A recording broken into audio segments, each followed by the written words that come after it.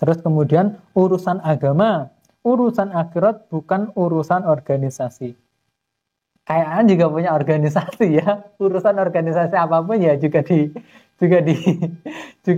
diurusin gitu loh. Nah, kalau tidak ngurusin organisasi terus kenapa ada organisasi yang yang ada logo pohon beringinnya kan gitu.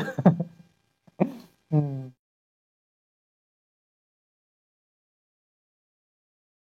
أعوذ بالله من الشيطان الرجيم. Assalamualaikum warahmatullahi wabarakatuh. Alhamdulillahirabbil alamin. Innal hamdalillahi nahmaduhu wa nasta'inuhu wa nastaghfiruh wa na'udzu billahi min syururi anfusina wa min sayyiati a'malina. May yahdihillahu fala mudhillalah wa may yudlil fala hadiyalah. Asyhadu an la ilaha illallah wa asyhadu anna Muhammadan abduhu wa rasuluh sallallahu alaihi wasallam wa ala alihi washabihi ajma'in amma ba'du.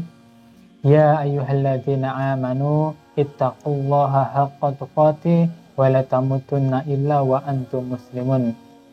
Para pemirsa, para subscriber dan juga para kawan hijrah dimanapun berada, semoga selalu dilindungi oleh Allah Subhanahu wa Ta'ala dan selalu dilimpahkan rezekinya. Dan semoga selalu Allah berikan hidayah kepada kita semua sehingga bisa menetapi agama Islam ini dengan berjamaah dengan cara yang baik dan benar. Di video kali ini kita akan membahas tentang 7 fakta sahnya jamaah di Indonesia. Ini sudah ma'ruf ya di telinga kita, dan juga ini saya menemukannya itu ya di Facebook lah. Saya scroll di Facebook terus kemudian menemukan 7 fakta sahnya jamaah di Indonesia. Ini saya hampir lupa. Tapi ketika saya membuka sosmed ya, yaitu membuka Facebook, akhirnya saya teringat kembali ya. Terus kemudian akan kita baca atau kita reaction. Ini menurut orang awam ya, menurut orang awam seperti saya ini ya. Ini jangan dibahas menurut para alim ulama ya, atau menurut ustadz-ustadz kita, para asatidz kita, itu bukan. Tapi kita coba memposisikan diri sebagai awamun nas, ya memang karena saya awamun nas, akan tetapi kita memposisikan diri itu sama seperti jamaah biasa yang berada di Jokam. Karena apa? Saya yakin saudara-saudari kita yang di Jokam itu orangnya pun juga cerdas-cerdas, orangnya itu ya sebenarnya mau diajak untuk berpikir kritis atau berpikir yang rasional ya, yang berpikir secara logis. Terus kemudian akan kita cobalah, semoga dengan melihat video kita ini terus kemudian hatinya bisa tergugah, Allah bisa membukakan hatinya dan hidayah bisa masuk ke dalam hatinya. Kita coba lihat yang pertama, yaitu keberadaan jamaah kita ini paling dulu atau paling awal dirintis mulai tahun 1941.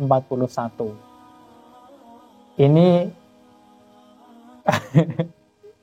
jika dengan berdirinya paling awal, sebenarnya kalau kita melihat kepemimpinan atau amir atau golongan yang mengangkat sebuah amir ini, sebenarnya ini banyak golongan-golongan selain jamaah Jokam ini yang mengangkat amir terlebih dahulu. Ya kita sebut saja Syiah itu ya. Syiah itu lebih dulu, lebih berkembang, lebih banyak gitu. Cuman kita dulu atau saya dulu itu juga belum tahu bahwa ada golongan-golongan yang lain yang ada keimamannya, itu kita tidak tahu ya. Yang saya tahu itu ya cuma di Jokam ini gitu. Jadi ya ini kan namanya klaim sepihak ya. Namanya klaim sepihak bahwa 1941, bahwa kalau ngomongin golongan atau ormas atau yang ada pemimpinnya itu ya saudara kita yang di Nahdliyin dan juga di Muhammadiyah itu ya lebih awal jelasnya gitu loh. Kalau kita melihat sekupnya internasional, sekupnya dunia ya ada Syiah gitu kan, yang lebih dulu. Ya, ini sudah menurut orang awam seperti saya ya sudah terbantahkan sebenarnya. Terus kita coba baca yang kedua, yaitu kita mendirikan atau membentuk jamaah ini berdasarkan Quran hadis dengan betul-betul mukhlisina lahuddin. Kita mendirikan jamaah ini berdasarkan Quran hadis. Kalau untuk masalah berdasarkan Quran hadis ya, seluruh golongan atau seluruh umat Islam ini semuanya ya berdasarkan Quran hadis. Bahkan aliran sesat pun, aliran teroris pun ya, teroris pun itu juga berhujah menggunakan Quran dan juga hadis. Nah, akan tetapi dengan memiliki kepahaman yang salah, ada Quran hadis dipahami dengan cara yang salah, itu penyimpangannya di situ gitu loh. Kalau ngomongin berpedoman atau berdasarkan Quran hadis ya semuanya juga Quran hadis. Itu lihat orang yang ngebom itu ya di Bali itu juga mereka pun juga dalil maksudnya gitu loh. Ya mereka itu memiliki berjihad bahwa membunuh itu bakal masuk surga kan gitu. Terus kemudian kita baca selanjutnya yaitu nomor 3. Semata-mata karena Allah, tujuan ingin masuk surga Allah, selamat dari neraka Allah. Nah ini sebenarnya sama dengan jawaban yang kedua sih, hampir mirip. Yaitu mereka itu tidak ada sih orang Islam sedunia pun ya, bahkan orang yang aliran-aliran sesat tadi, nggak ada yang nggak pengen masuk surga. Kira-kira ada nggak orang Islam yang pengen masuk neraka, nggak pengen masuk surga? Kan lucu ya. Insya Allah semua orang Islam ini pengen masuk surga, selamat dari neraka gitu loh. Bahkan sampai yang teroris, bahkan sampai yang maaf ya, seperti ISIS seperti itu, bagi teroris yang nembak-nembak sana sini gitu kan ya, itu pun juga mereka pun juga pengen masuk surga gitu loh. Nggak cuma Jokam saja yang pengen masuk surga gitu loh. Kalau kita bisa sama-sama masuk surga, kenapa harus hanya secuil golongan atau hanya golongan kecil saja yang bisa masuk surga gitu loh.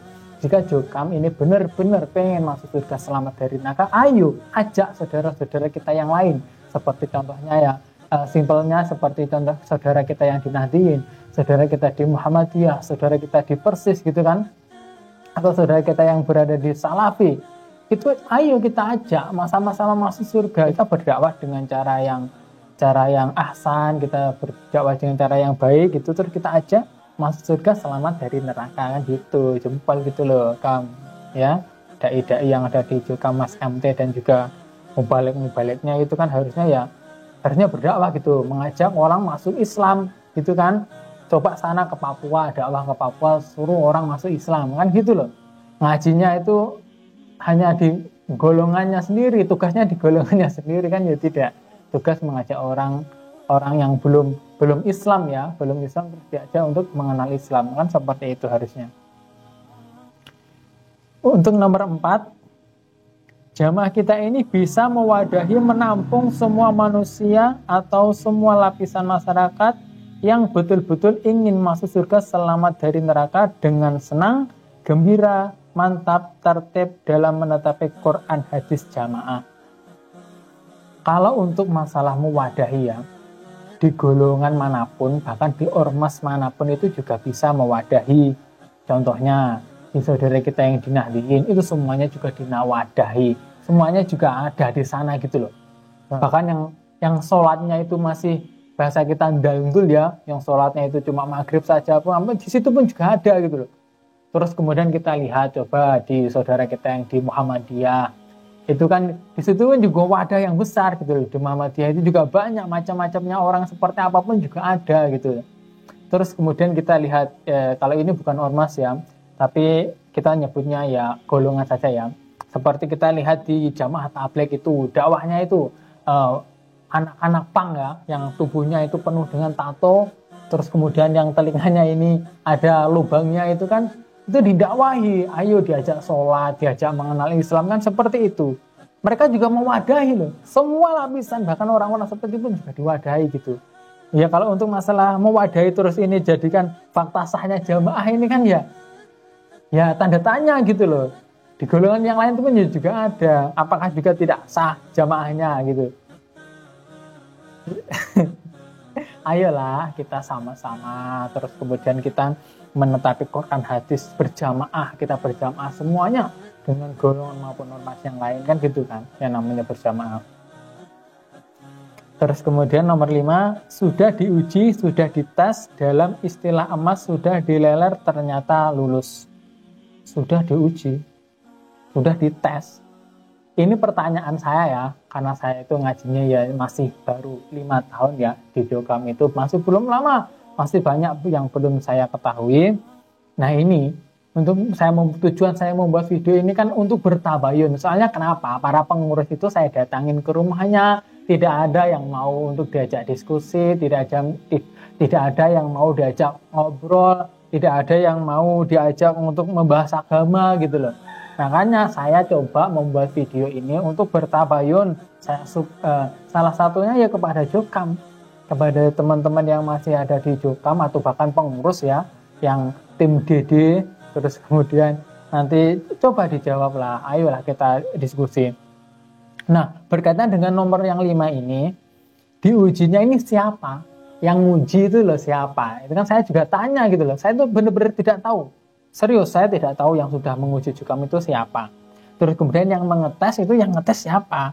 Terus kemudian kok bisa lulus? Nah, ini kan ya lucu gitu loh. Ya, ini saya tidak bisa berkomentar banyak ya, karena nomor 5 ini saya juga tidak tahu. Nanti yang tahu teman-teman Jokam maupun teman-teman yang sudah hijrah, kawan-kawan hijrah, itu bisa komen di kolom komentar ya, ini yang ngetes siapa dan yang meluluskan siapa. Kemudian yang nomor 6, jamaah kita ini semata-mata urusan ibadah, urusan agama, urusan akhirat, bukan urusan organisasi, bukan urusan partai, bukan urusan keduniaan, melulu urusan ibadah. Oh, maksudnya ini ya fokus benar-benar urusan ibadah gitu ya. Tidak urusan keduniaan. Oke, kita baca dulu dari atas pelan-pelan. Semata-mata urusan ibadah. Oke, untuk masalah ibadah ya. Karena apa? Karena pribadi saya sendiri ini saya bisa membaca Al-Quran, saya bisa sholat, terus kemudian saya ngerti puasa.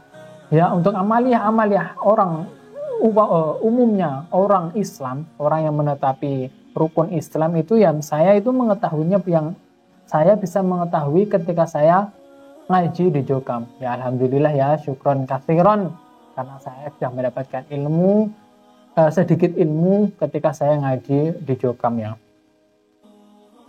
Terus kemudian urusan agama, urusan akhirat, bukan urusan organisasi. Kayaknya juga punya organisasi ya, urusan organisasi apapun ya juga diurusin gitu loh. Nah kalau tidak ngurusin organisasi, terus kenapa ada organisasi yang ada logo pohon beringinnya kan gitu. Gitu loh. Nah ini kayaknya ini sudah terbantahkan sendiri sih, urusan organisasi apapun ya diurusin kok, bukan urusan partai. Nah kalau untuk bukan urusan partai, kenapa ketika ada urusan politik terus kemudian urusan pemilihan ya, itu terus kenapa kok jamaah kita ini suruh untuk memilih gitu kan. Bukan urusan keduniaan. Oke, bukan urusan keduniaan, akan tetapi kenapa kok kita disuruh persenan gitu kan gitu. Oke lah, lucu. Oke, nggak apa-apa lah ya, yang penting ya bukan urusan keduniaan ya, urusan akhirat ya. Oke.